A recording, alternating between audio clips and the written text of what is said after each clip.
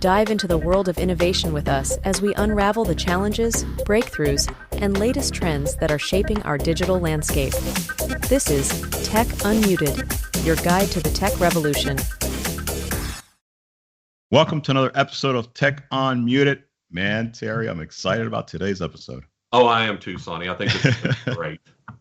I don't think we've done an episode this interesting in the history of Tech Unmuted. I mean, we've had some pretty cool stuff, but I really love the topic that we're going to cover today. So this is excellent. Absolutely. So I don't want to really delay this any further. And so we have with us today a very special guest, somebody who, by the way, she may not know this, but I admire very much. And I personally think she's one of the best dynamic speakers ever.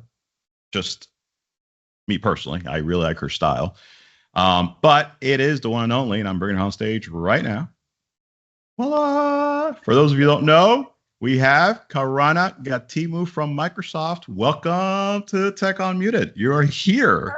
Well, thank you so much. You're so kind. I really love being here. I always appreciate being invited to stuff like this. So thanks for having me on your awesome show. Oh, it's great to have you. We really appreciate it, Karuana. And I really want to give you an opportunity to kind of, because, I think folks want to hear from you. And those who don't know you, I think want to hear from you as far as who are you? And so I'm going to let you do that, because you're going to do a better job than I will. So go for it. Okay. Well, yes, I am Karuana Gatimu. I do work at Microsoft. I'm the director of the Microsoft 365 Customer Advocacy Group. And we get to do all sorts of cool stuff. My team delivers adoption.microsoft.com. We handle all of the technical curriculum design for Microsoft 365 with lots of partners inside of Microsoft. But especially when it comes to the events that we run, community days, and we make sure that the Microsoft 365 conference is awesome, and plus so many more that happen. We really are the kind of center of gravity for all of the adoption content for things like Copilot and Teams and what have you. We're a little bit different because we sit in engineering. So sometimes people hear this work and they think, oh, you're in marketing. It's like, nope, we sit right next to product engineering. I work in Jeff Teeper's organization, Collaborative Apps and Platforms. And it's so much fun because we also get to do things like run these huge, large scale communities like the Microsoft Tech community and the M365 MVP program. So we're all about making our products better. And I have an amazing team of people who are just the best team I think I've ever been able to work with. It's a pleasure to lead them. They do such fantastic work, and they're super motivated by people, super motivated by helping others a little bit more than we're motivated by the awesome tech we get to share with everyone. So it's really my dream job, I have to say. I came to Microsoft with a goal of working in engineering, and I've been lucky enough to get to do that. And it's you are really living the dream, aren't you? I really am. I really am. And part of it's timing, right? Because I moved, I worked in Microsoft IT. So I'm an IT pro by trade and a business solution architect. So I'm a technical person. I was the chief SharePoint architect for Skechers before I came to Microsoft. And I came to Microsoft to run with a large team of people, their SharePoint implementation. And before it was when it was still on-prem. And so I worked in IT in Microsoft for a long time, which was fantastic. I mean, awesome people. Think about working in IT for 200,000 employees and a huge amount of suppliers and guests that are in that tenant. And then I managed to start working in Microsoft Teams before public preview. I was there from the very beginning. I moved from IT to Teams engineering when we launched Microsoft Teams, and was there for 7 years for that whole run through COVID and everything. So the pivot from Skype for Business to Teams, and that's all awesome. of that. And you can just hear it in the way you talk about it. You have that passion for what you do, and that's exciting to hear somebody. It's contagious. It is. It's contagious. Yeah, I love that. It is, and I people tell me that all the time, and it's like, it's not that every single thing I do I love, but I really love who I work with. And I love the fact that I get to now travel around the world helping people understand how they get business value from all this tech. I used to think that, maybe that topic, excuse me, wasn't that interesting. Come to find out that we need more of that, not less. So, Absolutely. Yeah, absolutely. And that's part of what I love about, I mean, I get to go and talk about our tech and how we work, especially our Microsoft tech with you guys. And I didn't think that I would have that because I've grown up in engineering. I've been in engineering for over 30 years. And it's just never thought that I'd get the opportunity to be in front of people. Like you said, it truly has become a passion. It's really, it's what keeps you going. It makes it fun. It's so it fun. makes it fun. It is. Yeah, It does on make those it days fun. that I'm buried in budget spreadsheets and expense reports and stuff like that, I remember that in a few short weeks, and because of COVID also, Microsoft figured out that I don't have a degree in computer science. That was not my background. My background's actually in theater and production. And at the time of the pandemic, I was that person that could be the bridge between our production staff at Microsoft and Microsoft Teams when we all took all our events virtual. And that's also when they realized, oh, she can actually talk on camera. How cool. We need her. Awesome. And she's technical and she actually can be a technical story editor. Hey, so it's brought that stuff that I actually thought I left behind, kind of before back into my world. So now my team runs the community studio. We have Coffee in the Cloud and Mondays at Microsoft. We produce original content as well as syndicating content created by our MVPs and other people. So now it's really my dream job now. I mean, it was awesome before, but now, But a lot of the stuff we do, I don't know that everybody knows that we do it. It doesn't need to be about us, but that it's out there, right? Right. The Mondays at Microsoft show is out there. You can get all of the upcoming news and events. That Coffee in the Cloud is out there. You can learn, about doing adoption work and user enablement. Like I always like to tell people about these resources because I don't see other companies putting as much into free resources as Microsoft does. And now it's more important than ever. Yeah, we're going to have to get a list of those from you and make sure we've got them at the end of the podcast. We'll put them in. Absolutely, because that's exciting. I want to make sure I'm following everything, and I'm sure everybody out there does as well. Cool. And you said a couple of words that are Terry and I's favorite words, which is Copilot and Teams, right? in the same sentence. So exciting. So exciting, right? Well, it's hot. Like Teams is hot right now. I mean, it's amazing how much traction it's gotten, how much attention it gets, and obviously, Fusion Connect is a Teams operator. By the way, according to Microsoft, we're in the top 3. They said it, not I, so I'm running with it. And so, I would.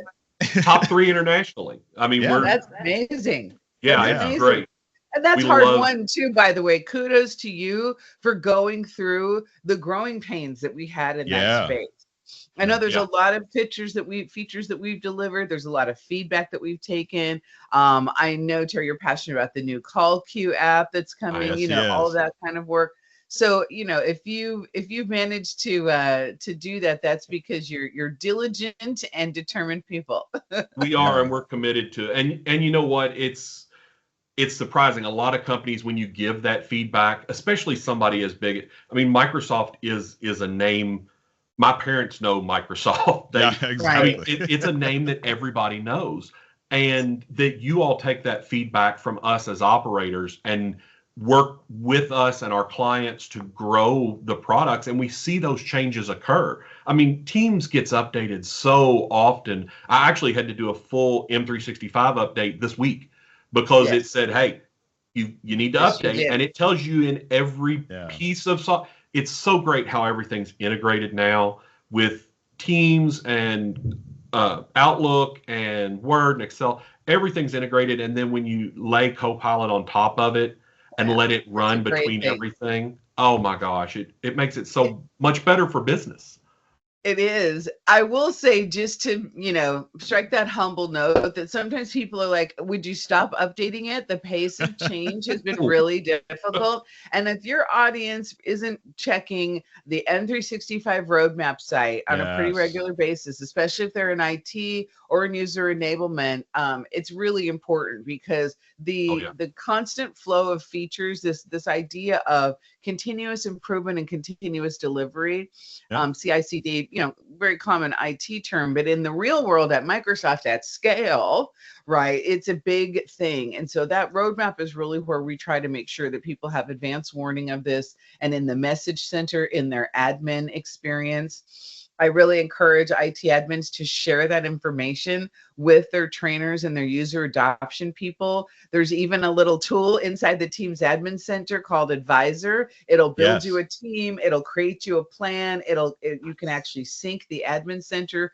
to that team and plan, so you can have conversations about what features are coming. I think that's really important. I had a little bit of a hand in creating that, because that information in the admin center is great, but there's lots of people who need it that aren't in the admin center, and you frankly don't want in there.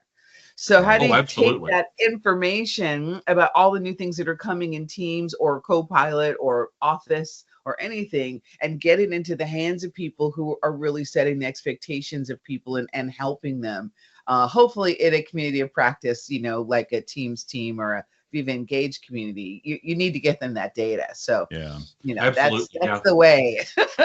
We do. We get. I have a video about that on my channel, by the way, on Coffee in the Cloud. There's a video about the integration of Message Center and all of that good stuff, so people can find that. But a lot of people don't know you can do that, and they get worried about rights and things like that. So making sure that they get the most out of the new teams. Hopefully, everybody has moved to the new teams. Right? Yes. Move to the new teams. Still working on the new Outlook. There's but you mentioned the roadmap, and there's actually a feature that I've been waiting on. There's a feature I'm waiting on to come into the new Outlook, and it's on the roadmap. And that's right. I can keep track of it. They've pulled it in a couple months, which is great. Yeah. And I see that. And that's an exciting thing, to see those changes coming and know when to expect them. Yeah, and we have a standing call here, actually, a monthly standing call. There's a group of us that get together, a couple of people from Terry's team, myself from product marketing, and what we do is we literally look at the monthly upcoming features in Teams, right? And we condense it so that we can then push it out. Actually, one of Terry's engineers, Drew, does a great job. He'll condense it to a point where it can be consumed by the rest of the company, so that everybody kind of sees what's coming down the pike, and it's fabulous. So it's a standing call every month. We just go. And you can also take our monthly What's New blog that we post in the Teams blog and syndicate that. That's a little more what's happened, and what you're talking about is what's coming. I like to put those two things together. The folks, we spend a lot of time making sure in Teams that information is available. And if you get there from the help experience, it also breaks it down by Windows, iOS, Android, Mac, so that you can see, depending on the type of user community that you have. But Teams was and remains the center of a collaboration experience. It has transformed so much over time. And I hope that people are getting even more from it. I think they're going to see some more changes that are coming as we march towards Microsoft Ignite in November, that people can get excited about. And, I'll get to be there and talk to people about that. And there'll be lots of good news. And if you're not coming there, you can catch it online or come and see us at European SharePoint Conference or one of our other community days. And we just want people to feel like they're getting value, and that they understand how to have this technology, Teams and Copilot, make their lives better, right? It's about really actually achieving more. That's not some slogan on a slide someplace. Thousands of us get up every morning really wanting people to be able to achieve more in whatever is their goal, their dream. I'm already living the dream. I'm cool. But how can we help other people? And I think really thinking more about, a little less about productivity and a little more about growth of the business that you're in would be a great way to start moving this narrative forward, because I do think sometimes people are are so focused on productivity that maybe people feel like everybody's focused on doing more with less, and it's not actually about that. It's doing quality work. It's being able to do important work. That's a And good it's point. being able to really grow your business in ways that are more effective and efficient. That's what Teams and Copilot and AI are actually for. Yeah. So Those are great absolutely, points. and that's something that we talk to clients about all the time is, by building these efficiencies, you're not, and people, oh, well, automation's going to take everybody, it's going to take away job. No, it's going to build that efficiency so that you can focus on what makes your business money. Absolutely let your teams focus on what they enjoy. Exactly. Now, there is an impact on the workforce. I talk about workforce transformation all the time. Mm-hmm. And that's why those free tools, like the content that we have on Microsoft Learn, everything that we put together on adoption.microsoft.com is there for people to take the opportunity to improve their individual skills. If you're not enjoying what you're doing in this business right now, if you're in tech, like now's the time to pivot. There's so much content and so much need for people who can do that business solution architecture work, be deep in the technology, but understand its impact on business. There's definitely those jobs that are out there. So it does take that kind of will of the individual as well, but also companies like Microsoft and others, when you're rolling this out, really making that content available to people. Using things like Microsoft Learn and Viva Learning to do that, and so that people can grow their skills, because they will need to grow their skills. There's no doubt about it. We all had to learn Teams as we moved from Skype for Business. We had to learn the cloud when it was created, right? We had to learn how to deal with these cell phones and this computer that we carry around in our back pocket. So we have to keep learning, and that's the skill set that people really need to have. That is so true. That is so true. We all have to become masters at the prompt now. That's the at the prompt. Yeah, at the prompt. We have to be. And even if you're not a master, like, I don't want to stress people out, right? Like, you don't have to be a master. You need to know how to go to Copilot Labs and look a prompt up that we've mastered, right? Right. We will help you figure that out. But the difference is your natural language of how you phrase things. You don't have to move things around because of search terms and what have you. Right. It's not like that. That natural language interface is just going to get better and better.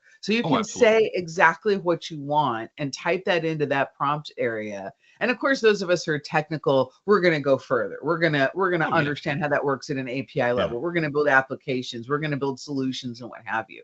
But the average person, I always tell people, start on mobile. Download the Copilot app on your phone and start playing around with it. It's free, right? Get comfortable with it and learn how you can really have this thing help you in your day. So that it doesn't. That's not this free floating AI anxiety, which I feel like I'm a therapist for at scale at this point, right? It's a good thing I studied psychology in school, not only for change management, but people have a lot of free floating anxiety, and when you have that, you can't learn. Yeah. And that's what we need to be doing. That's awesome. That's awesome. Terry and I could talk about teams forever because we love teams. But I want to pivot. I know we love teams. But we're both the team's color on today. Did you notice? I did. I noticed that. But I do want to pivot because I know for a fact that there is one topic that's near and dear to your heart.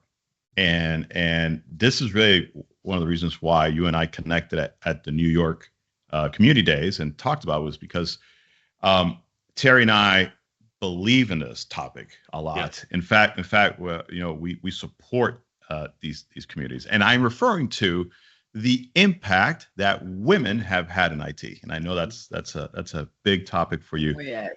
So what I wanted to do was I want to take this opportunity to bring on stage two of our very own, who I consider amazing women, who are in IT as well, right? And they're part of Fusion Connect's family. And so let's welcome to the stage. We have our own Staci and Samantha. I'm going to let them introduce themselves, right? Because again, they'll do a better job than I will. But ladies, welcome to the conversation. Thanks, Santi. Yeah, I'll let Samantha go first. Samantha comes before Staci alphabetically. Ooh, Ooh, okay, that's true. I have both ways, the first name and the last name. So First and last name you come. Yeah, I There you do go. converse alphabetically. So hi everybody. Thanks for having me here today, guys. Samantha Batesel. I am a strategic sales manager here at Fusion Connect. I work directly in the channel sector of our company. I have been in IT for about 11 years, started in the cell phone business. And I have moved on from cell phones to PRIs and SIP sessions to VoIP systems to selling Operator Connect into Microsoft Teams, wrapped around with a little sprinkle of other technology as well. But excited to be here today. Thanks, you guys. Welcome. Thank you, Sam. Go ahead, Staci. Thanks. First of all, thanks, Santi and Terry, for having me. I've been begging to be on this podcast forever. And now that we have Karuana and Samantha, I finally got invited. So thank you for that. Absolutely. I'm Staci Corbett. I lead the channel marketing efforts at Fusion Connect. So I'm Santi's colleague on the marketing team. I've been here about 3 years, but I've been working in the tech space probably for about 14 years. But most of that time has been in marketing. Well, welcome aboard. Glad to have you all join us, and Staci finally joining us. You're always welcome. Y'all are just popular, right? Oh yes, they are. And Staci's like my bestie here at marketing. So don't let her get to you. Listen, I do want to say something though. Staci and Sam are involved also with certain organizations that focus on what women do in IT, and I just want them to give an opportunity to speak about that because I know you guys are very active, and I think that's important, right? So why don't you tell us about those organizations that you work with? Yeah, sure. I am currently a board member with the Alliance of Channel Women, and I chair the DEI committee for the same organization. So the purpose of Alliance of Channel Women is really just to highlight and uplift women that are in the IT channel specifically. Right. And we do everything from philanthropy to education to getting companies like Fusion Connect to come and be sponsors and advocates and allies for women in tech as well. You used a term there that I want to point out, ally for women, because ACW is not only for women to be members of. That's right. I am a member of ACW, a proud member of the ACW community. And I'm excited to be an ally of ACW and all of the women in technology. Like I say, I've been in technology for 30 years or more now. And I've had women work with me and for me for ever. And it's just having women in IT. I've seen it grow. I've seen it evolve. And it's exciting to see more and more faces. And it's still not there enough yet, but it's exciting to see more and more faces of women in IT and having peers and people that we know we can work with every day. I love these organizations. I've worked with lots of them over the course of my career. And I love what you just said there, Terry. I really want people to think of this topic as a bit of a continuum, right? There's always more work to do, of course. But we have come a long way. The good works of organizations like Staci, the one that you and Sam participate in, and Terry, that you are in as well. And there's so many others that are out there in the community doing this good work, that we're moving this conversation and inclusion forward. I was reminded of this because I saw a short the other day. I don't remember which service I was scrolling, but it was about a woman who was in engineering school back in the 60s. And when the school, she was on a full ride. And when the school found out she was going to get married, they took her scholarship away because she was going to get married. And they're like, well, why should we pay for you to go to school? You're getting married. You're not going to do anything. Not going to do anything. Literally the phrase, right? And she had a professor at the engineering school she was attending who went and fought with them and got her scholarship back. So, maybe that doesn't happen as much anymore, but the power of allyship, the power of having a community to also help absorb that kind of body blow. Because I know a lot of women where you may be in the, geographically, maybe you still do feel like the only woman. You can join these organizations and feel like you're a part of something and be welcomed, because there's room for everyone in our business. And the diversity of thought is so important, not just, a race and gender and and orientation, things like that. It really is about having that diversity of perspective on how we go about this crazy stuff called technology, whether it's Teams or Copilot or AI or whatever, right? I just love that. So I like to think of us in that bigger continuum, because things are better, but there's still lots of work to do. Yeah, absolutely. Yes, absolutely. And Sam, I think you're also involved with another organization, right? Yeah, so Staci and I are both involved, I think, with the same ones, but we're both involved with Women of the Channel. So we were both nominated. Staci, I'm going to take your flame here a little bit, but we were both nominated for Women in the Channel this past year for 2024, which is exciting nomination. And then I'm also involved in the Alliance of Channel Women. I'm a co-chair for the Education Committee. Santi, I think that's where we had our fun at because back in May, so the Education Committee on Alliance of Channel Women, we actually do webinars every month, and we take those webinars and our lovely board team sets a schedule for the webinars and what they want to see that month. And then we come up with topics, titles, and panels to participate in that webinar. So in May, Santi and I did a AI webinar. We talked about Copilot. We talked about all things AI and where it's coming. And I learned a lot about Espresso, and it's great. And if you guys want to see that lovely webinar, it is out there, and you can find it on the Alliance of Channel website, LinkedIn. So check that out. That's because I created a custom ChatGPT that shows you how to make the perfect espresso. That's what it. Absolutely. That was a good webinar. That was a good webinar. I love that one. These are the scenarios that are going to help people actually understand. It really, you laugh at that, but actually I love those kind of demos, because people need to go from this kind of random AI anxiety, like aligning it with like Skynet and the end of the world, to actual useful things like, I asked it the other night, give me some additional ways to make an apple pie. I have to make an apple pie for my friends, and we're going to dinner on Saturday. And it gave me a bunch of different, common, variations on the recipe. It's like I didn't have to even go search for it. It just found the most important common recipes, right? I always tell folks that if you were surrounded by technology, but if we don't actually use it, it's like the coffee pot that can, brew your coffee for you, but you never put the time in, right? Put the time in.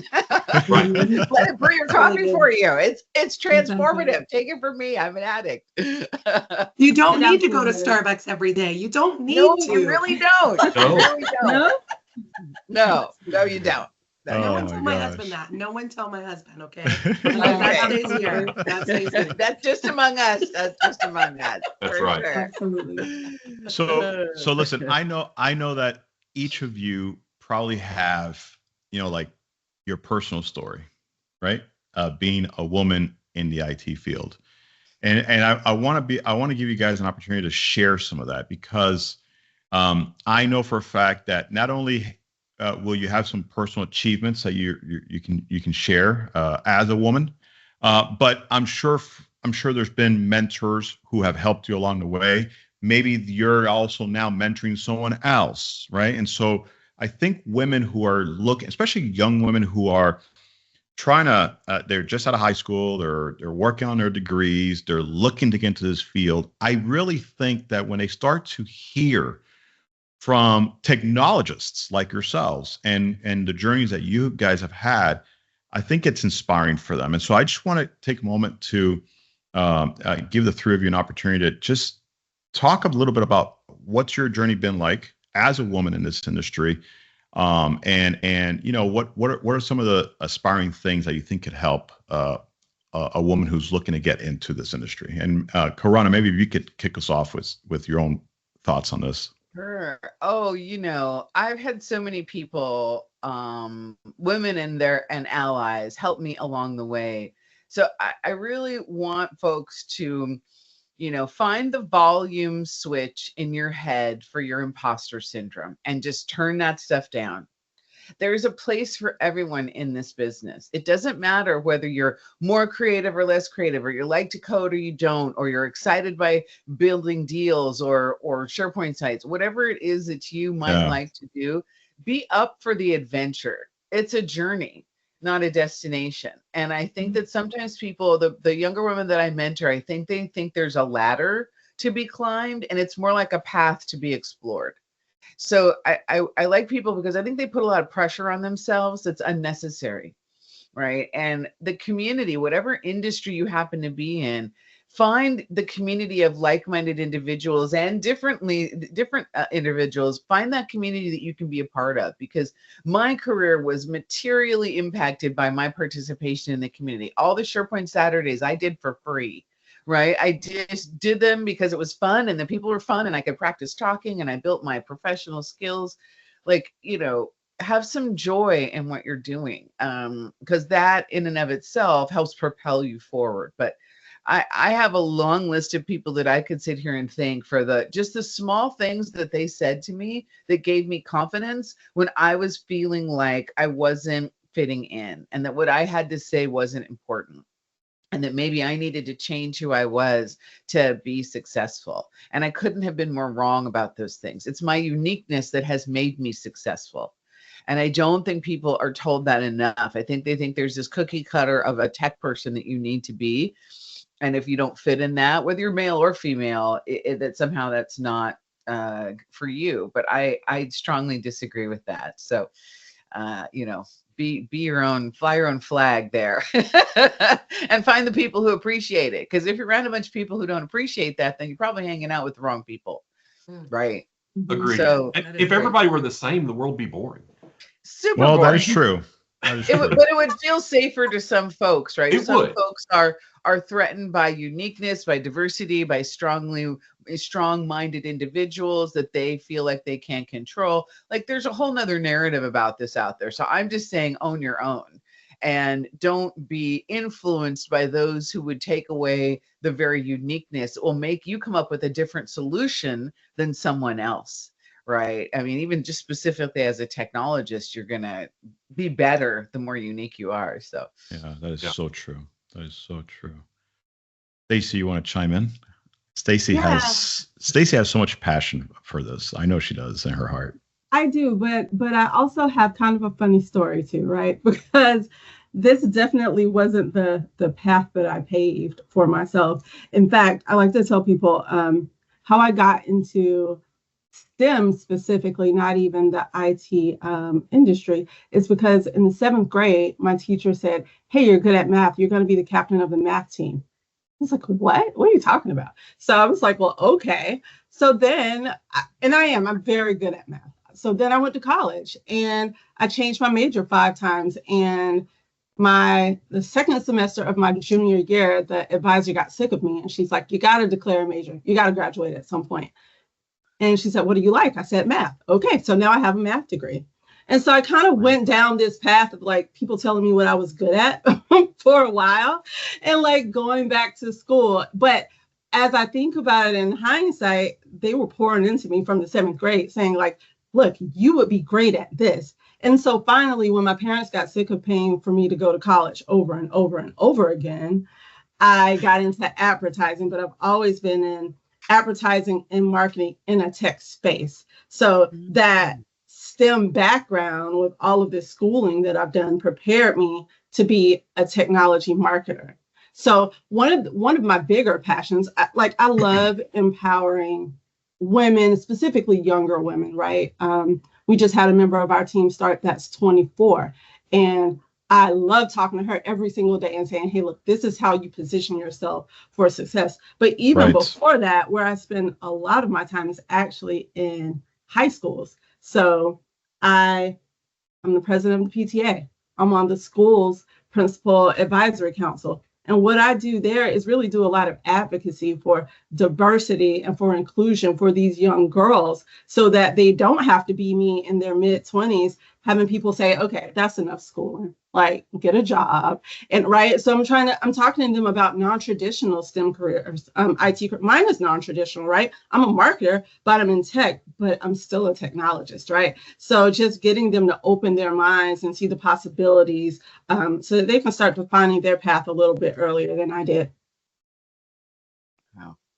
That is so fantastic. Impressive. I know it is. I'm like, I didn't know this about Staci. She's a total overachiever, president of the PTA, volunteers for this group here, has an awesome job. Yeah, So I just don't like sleep. I think that whole She doesn't story said, sleep. I don't like sleep. I So don't I do all of these things. I don't sleep either. So this is the pot calling the kettle black. Please, I'm on the board of my HOA. I volunteer. I have a side hustle. I do my. There we go. I can't tell you. I can actually tell you the last time that I was talking to Staci at 2:00 in the morning. It was Tuesday night, if I'm not mistaken. Yeah.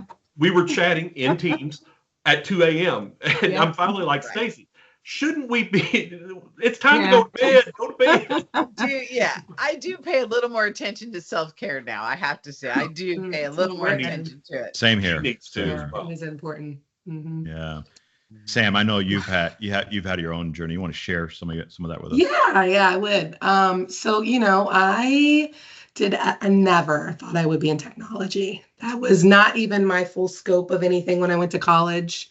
I wanted to be a nurse at one point. I guess that's STEM, right? Like, so I did want to be in technology, but that was more medical field. I wanted to be a nurse, and then I wanted to be a marriage and family counselor. And I decided absolutely no on that because I cannot look at families and tell them what not to do without like holding my mouth shut. So I was like, that one's not the one. I've got too much to say. And then I graduated from college with a bachelor's in psychology, which is fitting because the people intrigue me. So that is a very fitting way that way. But what do you do with a bachelor's in psychology in 2010? Not much. So that's how I fell into technology, and I started at AT&T selling cell phones and kind of moved up the ladder there and got into management and really enjoyed the aspect of teaching people on how to sell and how to utilize technology for the good, because there's a good behind technology and there's a bad behind technology. We always have to remember that. And then I took a big leap and moved to South Dakota from Ohio. That one was fun. And I went into, I want to say, a whole nother world because they do business different in both places. So I had to start to learn a new way of doing business and sales. And I was selling PRIs and fiber and internet connectivity there. And I did really well. But it was outside sales. So, you're going out and meeting business sales. And I actually really enjoyed it. But I would call South Dakota a gentleman handshake type of state, right? So they live in that, if you're not from here type of style, hey, if I say I'm going to do it, I'm going to do it. So it's very interesting learning the challenges of living in that environment, which kind of took me into a whole nother space of jumping into the Microsoft Teams world and going into the full work from home environment, which was great. And what I've learned, because I feel like there's 3 different paths there. I went from a retail environment to like an outside sales environment to being in my home every day. And the thing that I've learned the most is you have to make connections with people to keep your passions flowing, especially in an environment when you're at home all the time. So if you're not connecting, if you're not networking, if you're not embracing the changes and the challenges that come with being in those different environments, you're going to begin to get stale in your career. And I just think that keeping ahead of that and moving forward on any path that you have is going to help you get to those next steps. And technology, seriously, it seems like it can be scary, but it's not. It's not one bit. That would be my advice to any person, younger person thinking about it. It's just that it changes a lot.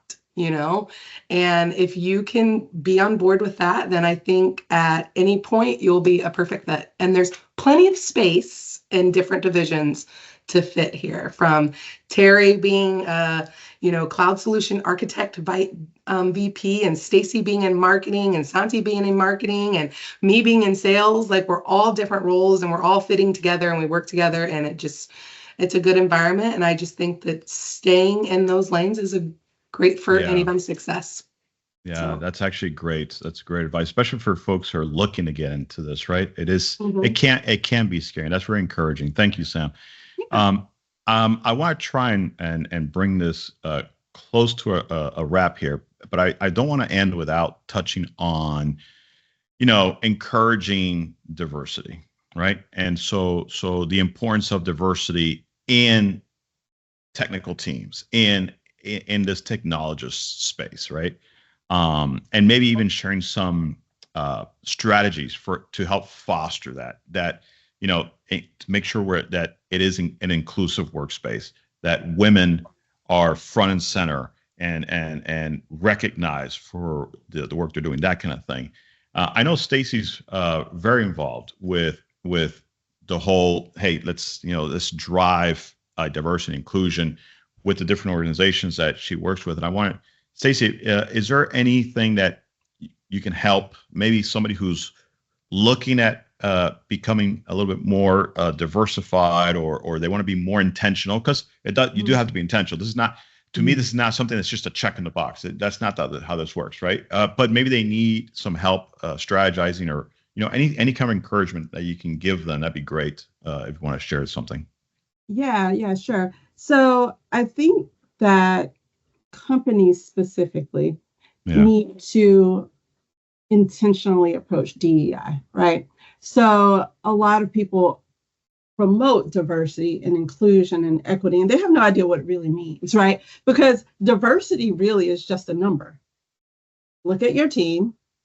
Are there 2 Black folks, 2 white folks, 2 Hispanic folks, right? Like, that is your team diverse. But inclusion is, how do those diverse people in your group feel? So do they feel welcome? Do they feel empowered? And so I think that companies need to be intentional about the practices that they put in place to make these folks feel like they're part of the team. Because at the end of the day, it's cool to say that you're diverse just because you've hired all of these different people, but really valuing their inputs and doing intentional things to ensure that you are getting those inputs is really where you're going to move the needle. And the thing about it is, a lot of companies have really good intentions, right? And they want to promote these things, and they don't know where to start. So I just say, start somewhere, right? So for our company, for example, we are silver sponsors of the Alliance of Channel Women. Now, I bet if you ask most of the guys at our company if they knew what the Alliance of Channel Women are, their answer might be no. But the point is, the company is starting somewhere, right? And so it's my job and Sam's job, and we have another team member, Ashley, who's also on the board, to take the knowledge that we know and share. But so the company sponsors from here, and we're the feet on the street, and we get the folks on our team involved, so that message does start to spread. So then we can promote more and more and more activities to make sure that the company comes together in a diverse and inclusive way. That's fantastic. I've never heard somebody explain inclusion that way, and my light bulb just went off. Because you're right. Diversity is that check in the box, which is how I start off. But an inclusion. But that whole inclusion piece, where that check in the box actually matters. Right. Yeah. Thank you for that. I had not. Yeah. I think Karuana wanted to say something. No, I loved everything you said. That was amazing. And also, I think as leaders in this space, one of the things that's incumbent upon us is to keep having the conversation about what this means to people, including the people who aren't traditionally thought of as in a diverse population. One of the lessons learned, I feel, that people have started to learn in this DEI space is not really being willing to take feedback about their approach. I think the folks who are most successful at driving awesome and intentional DEI programs are inclusive of everyone. They really work with allies. They really talk about, the merit-based methodology that they have. They really talk about making sure that everybody can feel included and do meaningful work. And this isn't this isn't minimizing the work that needs to be done to diversify our populations in tech. But I do think sometimes we get really excited about doing this work, and people can feel left out. And that feeling can happen amongst a lot of different types of folks. So how people feel. So for me and my team, I start with things like making sure people, I'm just ruthless about making sure people have 5 or 10-minute breaks in between their meetings. I'm ruthless about putting your family first. I'm constantly talking about, my hashtag is people first. And always talking about that to elevate the actual lived experience of everyone on my team. And then as I go to hire, I look for those different elements and I think about the culture of the team that I'm driving. We can all create more inclusion and equity in the teams that we lead, even if our companies haven't quite got there yet to figure out how to have a more formal program. You know, it's in our hands how included people feel. Because there's a lot of research on the in groups and the out groups and how that can affect creativity and productivity. It's all out there, you know, and so, you know, I want us to think really broadly about that as people come into this business, because, you know, poor communication about diversity, equity, inclusion has a cost for those of us who've been doing this work a long time, and also for people who are new to the work. And so, you know, being mindful about how as a leader you show up about it, and making it safe for people to ask any kind of question they have. Yes. Right. Really, we do. I have to say at Microsoft, we do that really well. And we lead a lot of conversations in our communities about difficult topics. You know, during, you know, obviously after George Floyd was murdered, we had panels internally, like how to talk about these things. And some of those conversations were uncomfortable, but it brought us all closer together because it was safe enough for people to ask a question, you know, like, why is it, you know, offensive to say X, Y, or Z, right? And so it's just, I think that trust really matters in an organization around that. Yeah, I just want to add really quick, Santi, because Karuana made me think of something. It is about those micro actions, right, that each one of us can do. Speak folks' names in rooms that they're not in. Like, everybody can do that. Everybody can say, you know what, I really think Sam would be great at this, in a room that Sam doesn't even know she's being discussed in, right? So like that is a super small action that each one of us can do to bring other groups into the fold. Like, I wish I'd brought Mary Claire on here for that inclusion. Yes, like that. Yeah. But, you know, that really matters, because that's the antidote to mansplaining and people taking credit from your work, right? I feel very confident that nobody's going to take credit from my work at Microsoft, because I have a lot of friends who say my name. It's one of the reasons that I've had a good career there, is because people have, but I've also invested in them. Exactly. Right? I've invested in those relationships. And I think, Samantha, that goes back to what you were saying about really connecting with people and making relationships, which, by the way, is what AI is for, to give you more time to make human connections, right? I want AI to go do my expense report so that I can actually get to know Staci and Samantha more. And not be about that, right? Like, that's what I need to do. It's coming. I'm telling you. On its way to you this fall. Like, tomorrow, please, would be great. ASAP. I just do the bane of my existence. Mine has been on my screen all day long, where I've been trying to do pieces of it in between. I know, just so annoying. It is the worst. There has to be a better way. There is. There is a better way. Well, I just want to say, first of all, I want to say thank you to all the ladies here, really. And especially Karuana, thank you for being our guest on Tech Unmuted. But seriously, to me, it was, I really consider it a blessing. That's how I see it, to have you guys on this podcast and to hear your perspectives, because I know it helps me. I know Terry feels the same. I mean, we need more of these conversations, I think. And they're fun to have. Like, it's actually a fun and exciting topic. And I know that she's going to kill me for doing this, but we're talking about inclusion, and I want to include somebody who is very important to this podcast, and she hates being on camera, but she's always camera ready, and that is Melissa. So I don't want to close without saying thank you. Melissa is our behind the scenes producer.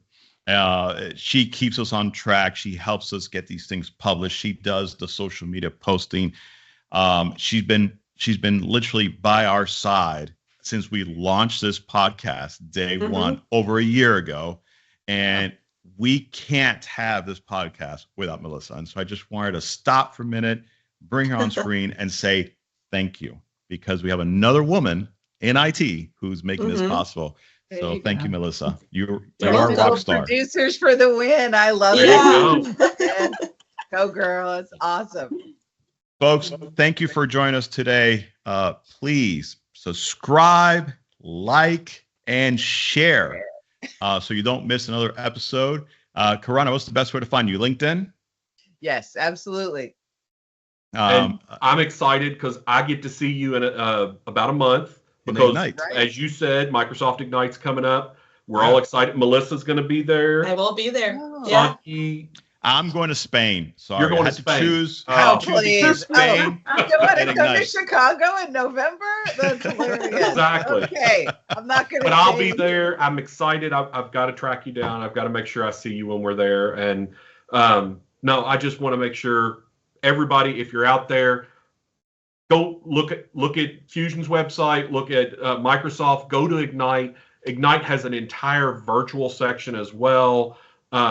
Work with us. I want to make sure everybody knows that. I'm excited to see you there. I'm excited for all of us to get together. I'll get to see everybody here throughout the next few months. So it's exciting. And we'll do an amazing Ignite pre-day on Mondays at Microsoft. People can find that also on my LinkedIn feed or Microsoft community on LinkedIn. You can stay up to date. We have all the links and blogs across AI and modern work and Power Platform and Dynamics and all our events. So people want to stay up to date with what's going on in the Microsoft world, that's the place to do it. And Melissa, if you're coming to Chicago, I'll introduce you to all our cool production staff. Yes, please do. That'd be awesome. Like maybe you could come backstage with us. It'd be really fun. Yeah. Oh, that'd be awesome.